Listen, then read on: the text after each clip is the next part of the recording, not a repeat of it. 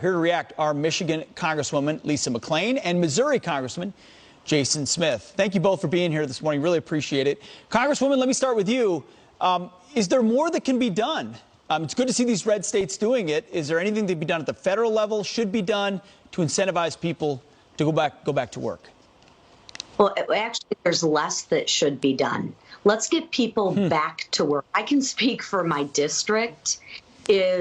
We have businesses, from manufacturing businesses, that are paying $20, $25 an hour that can't find employees. They can't find people to work. And I think this is all about dependency. The Democrats in these blue states are trying to get people dependent on the government. That's not who we are. My mother taught me an honest day's work for an honest day's pay, and not to be dependent on her, my spouse, and especially not to be dependent on the government.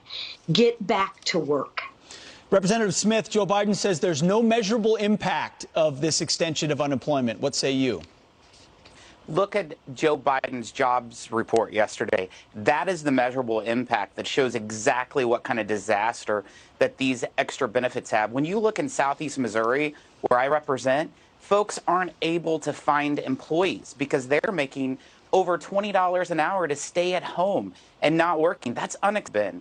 For sure. You both recently been to the border, by the way, and get a firsthand look. Here's a headline the New York Times just published as they assess what's happening at the border. They said overcrowded border jails give way to packed migrant child shelters. So they've been moved from one place to another. Representative McClain, let me start with you. What did you see down there? Is it fixed?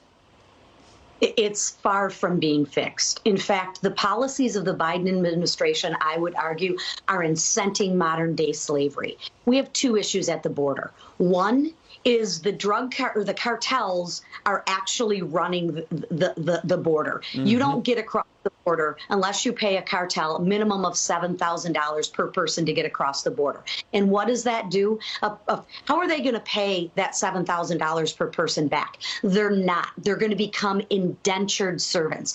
I really don't think that's what the Biden administration is trying to incent. However, that is what's happening. Second is our border patrol agents are not patrolling the border because they're processing all the illegal people that are coming over, which is allowing drugs, fentanyl, meth to come across the border. We have two crises that these policies have put in place. Exit answer, Representative Smith, real quick.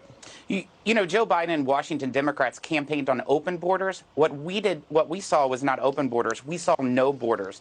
You're looking at folks that Lisa and I saw a family from Romania cross the southern border. That's from Europe. People are not crossing just from Mexico and South America. They're coming from Asia, Europe, the Middle East, because they know these policies of Joe Biden are letting people have a de facto residency. It's unacceptable. It's scary.